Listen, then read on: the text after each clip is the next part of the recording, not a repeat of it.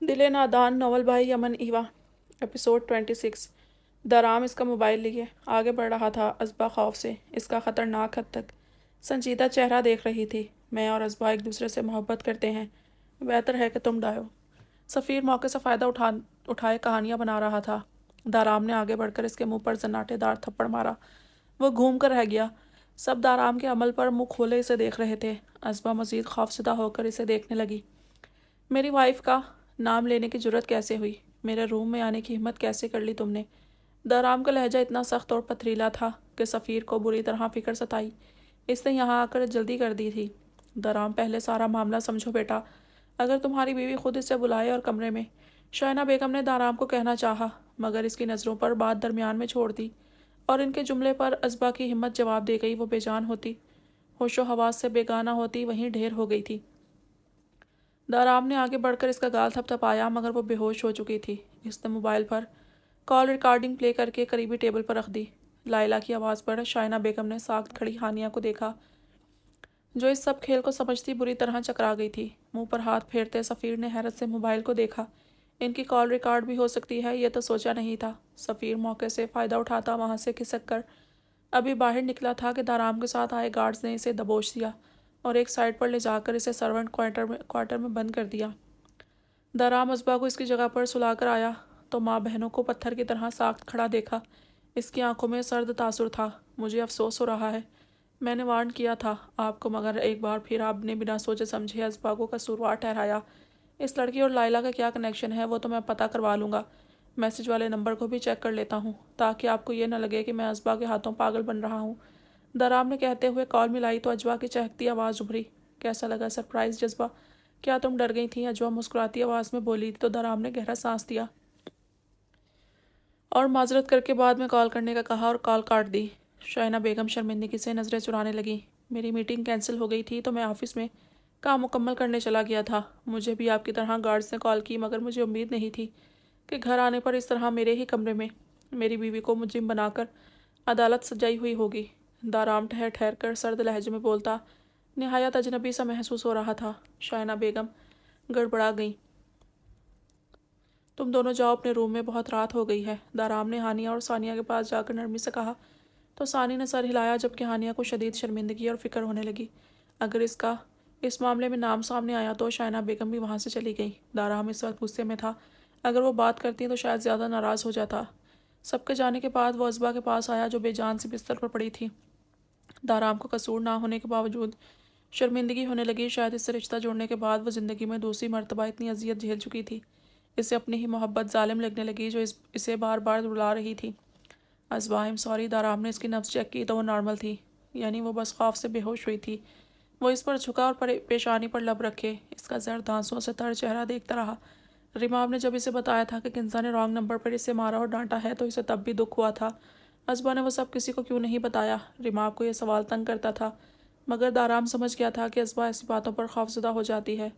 इसने एहतियातन इसके मोबाइल पर कॉल रिकॉर्डर ऑन कर दिया था। वो खुद ही अक्सर चेक करता रहता था, मगर अजवा, असद और रिमाब के अलावा किसी के नंबर से कॉल नहीं होती थी। और आज इसकी एहतियात असबा के लिए गवाही बन गई थी। अगर ऐसा ना होता तो शायद वो कभी इतना फुल प्रूफ प्लानिंग पर इसे प्रोटेक्ट ना कर पाता। दाराम ने गार्ड्स को कॉल करके सफ़ीर की खबर ली तो उन्होंने बताया कि इसे बंद कर दिया गया है। दाराम ने इसे फ़िलहाल बंद ही रखने का कहकर कॉल काट दी और असबा के पास लेटकर इसे अपनी पनाहों में समेटकर अपने करीब तर कर लिया। रिमाब रात को फ्री होकर मोबाइल चेक कर रहा था जब अजवा का लास्ट मैसेज देखकर सारी कन्वर्सेशन याद आई। इसने मुतलाशी नज़रों से अजवा को देखा, जो अपने यूनी के लिए हिजाब आयरन करके हैंग कर रही थी। मेरी बीवी तुम्हारी जगह नहीं ले सकती, इसने मैसेज लिखकर हंसी दबाई। अजवा मोबाइल की मैसेज बिप पर जल्दी से सेल उठाकर देखने लगी। रिमाब बगौर इसके चेहरे के तासुरात जांच रहा था। मैसेज पढ़ते हुए इसके चेहरे पर तारीख सा साया लहराया और वो शोर नज़रों से रिमाब को देखने लगी, जो ख़ुद को मसरूफ़ जाहिर कर रहा था। अजवा ने मोबाइल टेबल पर पटका। वैसे आप एक्टिंग अच्छी कर लेते हैं, जैसे इस दिन अपनी फ्रेंड की शादी पर की थी। अजवा बेड के किनारे पर टिकी लोशन लगाते हुए सरसरी लहजे में बोली, नहीं तो मैंने कोई एक्टिंग नहीं की थी, मैं तुमसे ही मोहब्बत करता हूँ। रिमाब ने नज़रों में अपनाहियत समोकर इसे देखा तो अजवा का जी चाहा यही लोशन की बॉटल इसे दे मारे। झूठा, बेईमान, फ्लर्टी, ठरकी अजवा लोशन ड्रेसिंग पर पटक कर बड़बड़ाती जा रही थी। रिमाप सुनकर बालों में हाथ फेरता भी आवाज़ हंसा था। यार, जब मैं रोमांटिक होने लगता हूँ तुम दूर क्यों चली जाती हो? क्या कोई शिकायत है मुझसे? वो चेहरे पर मासूमियत सजाकर अनजान बना पूछ रहा था। क्योंकि मुझे प्योर रिलेशन चाहिए, शो ऑफ नहीं। आप जैसा जाहिर करते हैं वैसे बिल्कुल नहीं, अजवा सपाट लहज में बोल रही थी। रिमाब ने दिल में दाद दी इसकी हिम्मत की। वो अब भी अपना नंबर शो नहीं कर रही थी, यानी अभी भी इससे रिमाब को मज़ीद चेक करना था। मैं बिल्कुल दिल से और बहुत खालिसपन से ही रिश्ता निभा रहा हूँ। तुम्हें क्या शक है मुझ पर? तुम्हें शर्म नहीं आ रही? अपने बेचारे हस्बैंड पर इल्ज़ाम लगा रही हो। रिमाब मोबाइल रखकर उसकी तरफ नाराज़गी से देखने लगा तो अजवा को इसकी ढिठाई और इतने सुकून से झूठ बोलने पर हैरत हुई। रिमाब, आप मुझे सच बताएं कि आपकी ज़िंदगी में मेरे अलावा भी कोई है? अजवा ने इसे आखिरी मौका दिया सच बोलने का और शदीद अफसोस हुआ जब रिमाब ने बड़ी बेनियाजी से वो भी गंवा दिया। हाँ है ना? असबा मुझे शायद तुमसे भी ज़्यादा प्यारी है, और बाबा, बाकी सब, इनफैक्ट अब तो मामा को भी अपनी फैमिली में शामिल कर चुका हूँ। और तुम तो हो ही। दिलकशी से मुस्कुराकर बोलता इतना सच्चा लगा कि इसका दिल चाहा। मैसेज इसको इग्नोर करके इसकी बातों पर ईमान ले आए। मगर इंसानी फितरत का तकाजा था कि जो देखा है इस पर यकीन किया जाए। अंदर की सच्चाइयों को कौन जांचता है? वो भी चंद लम्हे से देखती रही, फिर मुंह बनाकर रुख फेरा। रिबाब ने हाथ थामा तो झटक दिया और इतने दिन की अच्छी खासी दोस्ती के बाद नए सिरे से शक्लें बिगाड़ती सोफे पर जा सोई। अजवा, आराम से अपनी जगह पर आओ, वरना आज मैं बिल्कुल नरमी से पेश नहीं आऊँगा, ना ही तुम्हारी खुद साख्ता नाराज़गी पर तुम्हें मनाऊँगा।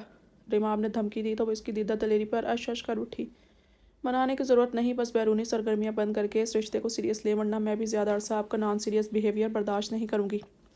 वो भी झगड़ालू औरतों की तरह ऊंची आवाज़ में बोलती बाकायदा इससे घूरने लगी। रिमाब इसकी बातों पर कहका लगाकर हंसा। कौन सी बैरूनी सरगर्मियाँ? हॉस्पिटल जाना बंद कर दूँ? क्या तुम वाकई मेरा पूरा वक्त चाहती हो? तो मैं जल्द हनीमून प्लान करने वाला हूँ, और तुम मुझ पर इस तरह इल्ज़ाम मत लगाओ। कोई सबूत है तो दिखाओ। रिमाब की मुस्कुराहट ने जलती पर तेल का काम किया था। वो इसे इग्नोर करके मोबाइल उठाए देखने लगी। जब रिमाब ने भी अपनी जगह पर लेटकर इसके न्यू नंबर पर मैसेज किया था। सुनो रिमशा, क्या हम बात कर सकते हैं अब? मेरी वाइफ इस वक्त मेरे साथ नहीं है। अजवा ने मैसेज पढ़ा तो झटके से चादर एक तरफ फेंक कर इसके पास जाकर सोई और चादर अपने ऊपर फैलाई। सोफे पर अनकम्फर्टेबल होती हूँ, वरना कभी ना आती। रिमाब की सवालिया नज़रों पर इसे वजाहत देने लगी। क्यों? मेरा प्रोग्राम बनाती बिगाड़ती रहती हो, ना अपने पास आने देती हो, ना किसी और की तरफ जाने देती हो। रिमाब ने हंसकर इसका बाजू थाम कर अपने करीब किया। अजवा लाड से इसके कंधे पर सरक कर सो गई। इसने सोच लिया वो इसे रिमशा नामी लड़की से बेजार कर देगी, ताकि इसे एहसास हो इस दुनिया में अजवा के अलावा कोई इसकी वफादार साथी नहीं। इसलिए अजवा इसके करीब रहेगी और रिमशा इसे जिज किया करेगी। रिमाब इसके बालों में उंगलियां फेरता हल्की फुल्की बातें करने लगा और वो शराफत से जवाब देने लगी। वो हैरान हुआ क्या वो इस पर यकीन कर रही है या कुछ और सोच रही है। वो ये सोचता नींद में चला गया। इन्हें सोए चंद घंटे हुए थे जब दरवाजे पर जोरदार दस्तक पर वो हड़बड़ा कर उठे। रिमाब ने दरवाज़ा खोला तो हवास बाख्ता से असजद साहब मौजूद थे। रिमाब, आकर ज़रा किन्जा को देखो, इसकी तबीयत बहुत ख़राब लग रही है। वो घबरा कर बोले तो रिमाब इनकी बात पर इनके कमरे की तरफ भागा। किन्जा बेगम को स्वेर किस्म का हार्ट अटैक हुआ था। इन्हें लेकर वो हॉस्पिटल रवाना हुए। अजवा इनकी खैर की दुआ करती रो पड़ी थी। दराम सुबह सुबह उठकर सर्वेंट क्वार्टर की तरफ गया। दरवाज़ा खोला तो सफ़ीर ज़ख्मी शेर की तरह इस पर झपटा। क्यों बंद किया है तुमने मुझे? अगर तुम्हें पता चले कि मैं क्यों आया था तो ज़मीन में गड़ जाओगे। दराम ने इसे धक्का दिया तो वो ज़मीन पर जा गिरा। इसकी हालत ख़राब हो रही थी। मोबाइल्स तक गार्ड ने छीन लिए थे। एक तो सामने था, मगर एक सेल जो छुपा कर रखा था वो भी छीन गया। यही जानने आया हूँ, मगर जितना झूठ बोलोगे इतनी तकलीफ़ उठाओगे। दाराम सर्द लहजे में बोलता सिंगल बेड पर बैठा। सफ़ीर ने दरवाजे की जानिब देखा, जहाँ वहीं रात वाले दो ऊंचे चौड़े गार्ड्स खड़े थे। भागने का कोई चांस ना देखकर सफ़ीर सीधी शराफत से सामने चेयर पर बैठा। मुझे हानिया ने बुलाया था। सफ़ीर की बात पर दाराम ने इसे घूरा। कसम खाकर कहता हूँ मैं सच बोल रहा हूँ। यकीन ना आए तो अपने गार्ड से मेरा मोबाइल लेकर इसकी और मेरी कॉल सुन लो, मैसेजेस देख लो। इसका पिछले कुछ माह से मेरे साथ अफेयर चल रहा है और इसी ने तुम्हारे घर ना होने पर मुझे बुलाया। सफ़ीर रट्टू तोते की तरह सब उगल गया। हानिया के नाम पर दाराम की आंखों में सुर्ख डोरे उभरे और जबड़े सख्ती से बींचता वो सफ़ीर का मुंह देखने लगा। अगर इस बात में सच्चाई ना हुई तो मौत के लिए तैयार रहना। मैं दूसरी बार इतना बड़ा इल्ज़ाम नहीं बर्दाश्त करूँगा। दाराम ने सख्ती से वार्निंग दी। सफ़ीर का बेखौफ चेहरा दाराम को बहुत कुछ समझा गया था। फिर भी दो बड़ी गलतियाँ कर दी। ओके, तुम्हें इस घर में बुलवाया गया। I am not sure but okay. दाराम ने बुलवाने वाली बात पर जब्त से आंखें बंद करके खोलीं। میری وائف کے ساتھ تمہارے نمبر سے لائلہ نے کیوں بات کی؟ دارام اس پر جھکا جلتی نظروں سے دیکھنے لگا۔ اس نے مجھے یہاں تک لفٹ دی تھی اور سفیر نے ذرا وقفہ کیا اور بات بنائی، اسے بس بات کرنا تھی ضروری تو مجھ سے سیل لے لیا، وہ کزن ہے میری۔ سفیر نے بہت مشکل سے اپنا لہجہ نارمل رکھ کر بتایا، نہ جانے سامنے والی کی آنکھوں میں کون سی مشین فٹ تھی جو اس کے تاثرات اتنی گہرائی سے جانچ رہا تھا اور سچ جھوٹ کا فیصلہ منٹوں میں کر رہا تھا۔ مگر میرے روم میں گئے میری وائف کا نام کے ساتھ جوڑا۔ میرا روم میری نہایت پرائیویٹ جگہ ہے جہاں میری اپنی فیملی کو بھی کسی کام کے بغیر جانا منع ہے۔ Then how dare you? درام نے سفیر کے بال مٹھی میں جکڑ کر اس کا منہ دبوچ کر دیوار پر دے مارا۔ سفیر کے منہ سے چیخ نکلی۔ اس کے چہرے پر تکلیف کے تاثرات تھے مگر آنکھوں میں خوف اور حیرت کے ساتھ ایک ساتھ ابھرے تھے۔ درام شاہ شیرازی کو دیکھ چکا تھا، وہ پہلے کافی ڈیسنٹ اور کول تھا، اتنی نرمی سے بات کرتا تھا، اتنا بے رحم اور سخت دل۔ یہ روپ ایک روپیہ بھی تھا۔ ریماف کی کال آنے پر درام نے اس کے بال جھٹکے سے چھوڑے تو وہ پیچھے ہوا۔ ماتھے سے خون کی لکیر بہہ رہی تھی۔ اس کی اچھی خاصی تواضع کرو جب تک یہ پورا سچ نہ اگل دے، اسے مت بھیجنا تاکہ اسے پتہ چلے اگلی بار بلانے پر بھی کسی کے گھر نہیں جانا چاہیے۔ درام نے گارڈز کو ہدایت دیتے ہوئے آخری سرد جملہ سفیر سے کہا تھا۔ وہ پریشان سا انہیں دیکھ رہا تھا۔ ہیلو ریماف، درام وہاں سے نکل کر گھر کی طرف آتے ہوئے بات کرنے لگا۔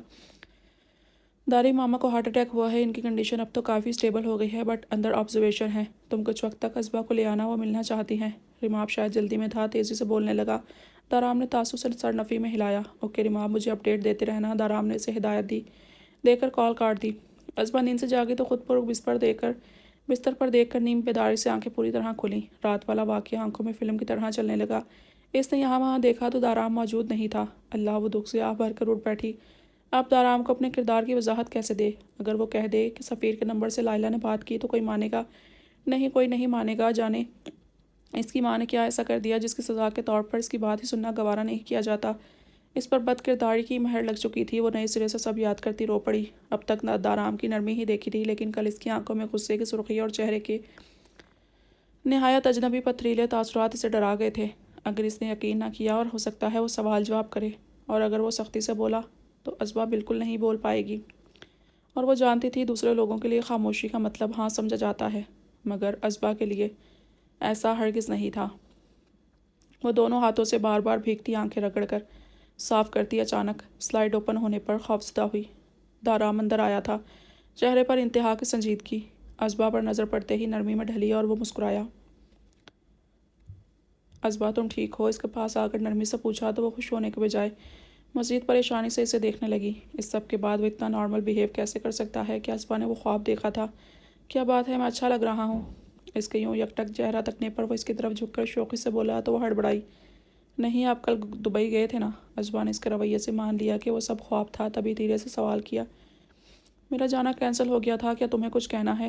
دارام نے اس کے ہاتھ اپنے لبوں سے لگاتے اس کی متذبذب کیفیت پر پوچھا۔ میں نے رات کو بہت برا خواب دیکھا۔ وہ بولتے بولتے پھر سے چونکی۔ اتنا لمبا خواب کیسے ہو سکتا ہے؟ اس کے ساتھ اکثر ایسا ہو جاتا تھا۔ حقیقت میں ہوئی باتیں خواب لگتی، کبھی خوابوں پر لگتا ایسا حقیقت میں ہوا ہوگا۔ اس سے اکثر خواب اور حقیقی زندگی میں کنفیوژن ہوتی تھی، لیکن آج کی یہ کنفیوژن اسے بری طرح پریشان کر رہی تھی۔ اچھی بات ہے کہ خواب سمجھ کر بھول جاؤ، لیکن ازبا وہ خواب نہیں تھا۔ دارام نے اسے خود سے لگاتے سر تھپ تھپایا تو اس کی آنکھیں پھیلیں۔ دارام کی شرٹ مٹھیوں میں بھینچ کر اس نے آنکھیں سختی سے بند کی۔ میں نے اس لڑکے کو نہیں بلایا تھا، آپ کو یقین ہے نا؟ مجھے لائلہ نے کال کی تھی۔ ہانی آپی کے فرینڈ ازبا کی آواز بھر آ گئی۔ دارام کی نرمی اور یقین نے اسے لمحوں میں جیسے دارام کے قریب کیا تھا۔ اس انسان نے اسے سوال نہیں کیا جو شخص آپ کو اتنے اچھے سے جانتا ہو۔ اس سے زیادہ آپ کی زندگی میں کسی کی اہمیت نہیں ہونی چاہیے۔ دارام اس کے جملوں پر متاثر ہوا۔ یہ سب اس وقت کیوں نہیں کہا جب تم پر الزام لگایا جا رہا تھا؟ میری ایک بات یاد رکھنا ازبا، ہمیشہ میں یا تمہارے بابا اور بھائی نہیں ہوں گے تمہاری گواہی دینے کے لیے۔ یہ تمہاری ذات ہے، اپنا دفاع خود کرنا سیکھو، لڑو مت، مگر جو سچ ہے کم از کم ایک بار ضرور بتاؤ۔ تمہیں ماما نے ایک موقع دیا تھا نا، اگر وہ لڑکا جھوٹا ہوا تو اسے پولیس کے حوالے کیا جائے گا، تو تب بھی بولنا چاہیے تھا تمہیں۔ میں تب یہیں تھا، میں انتظار کرتا رہا تم کچھ کہو گی۔ مجھے بہت افسوس ہوا تم اپنے لیے بھی نہیں بول پائیں، اگر میں نہ ہوتا تو الزام لے کر خاموشی سے چلی جاتی۔ دارام اسے سمجھا رہا تھا اور اس کے سینے سے لگی بالکل انسنا کر رہی تھی۔ اس کا دماغ کہیں اور اٹکا تھا۔ اس کی ماں نے کون سی بدکاری کی یا ان پر ازبا کی طرح الزام لگا ہوگا؟ کیا تم سو رہی ہو ازبا؟ میری بات سمجھ آ رہی ہے؟ دارام نے اس کی خاموشی پر اسے کندھوں سے پکڑ کر سامنے کرتے سوال کیا۔ ازبا نے پوری ایمانداری سے نفی میں سر ہلایا۔ تمہیں کچھ بھی کہنا فضول ہے۔ تم ریلیکس رہو، سب کو پتہ چل چکا ہے تمہیں لائلہ نے کال کی تھی، اب زیادہ مت سوچو اور فریش ہو جاؤ، بریک فاسٹ کے بعد ہمیں کہیں جانا ہے۔ درام نے سائڈ ٹیبل سے اس کے گلاسز اٹھا کر اس کی آنکھوں پر لگاتے ہوئے کہا تو جلدی سے چشمہ ٹھیک کرتی۔ اصبا اٹھی۔ میری طبیعت ٹھیک نہیں ہے، مجھے کہیں نہیں جانا، سوری، وہ اپنی بات کہہ کر وہاں سے غائب ہوئی۔ درام سرد آہ بھر کر رہ گیا۔ اس کے کہیں نہیں جانا کی وجہ سے وہ اب تک اسے کہیں باہر گھمانے بھی نہیں لے گیا تھا۔ کمرے میں رہ کر بور کیوں نہیں ہوتی؟ تم لوگوں نے مجھے دھوکہ دیا ہے۔ لائلہ سفیر کی نظر اصبا پر تھی اور تم اس کا ساتھ دے رہی تھی کیونکہ تمہیں بھائی چاہیے۔ ہانیہ کال پر لائلہ سے بات کرتی غصے سے ٹہل رہی تھی۔ ایکسکیوز می، سفیر نے تو تمہاری بھابھی کو دیکھا بھی پہلی بار ہے، وہ تم سے ملنے گیا تھا۔ میں نے اس کے سیل سے اصبا سے بات کی جسے پر وقت تمہیں بچانے کے لیے اس نے یوز کیا۔ جانتی بھی ہو تمہاری ماما کے آنے پر وہ تیزی سے نکلا تھا، مگر اسے اس روم میں چھپنا پڑا اور وہ بائی چانس تمہارے بھائی کا روم تھا تو اسے بس تمہارا نام چھپانے کے لیے سب کرنا پڑا۔ اور مجھے یہ سب یوں پتہ ہے کہ دوسرے سیل میں چلتی کال سے سب سن رہی تھی میں، مگر اس کی کال اچانک کٹ ہو گئی اور وہ تب سے اب تک واپس نہیں آیا۔ تم نے اس کی فکر کرنے کے بجائے اس پر الزام لگا کر ثابت کر دیا کہ سفیر ہی تمہاری محبت میں پاگل تھا، تم نہیں۔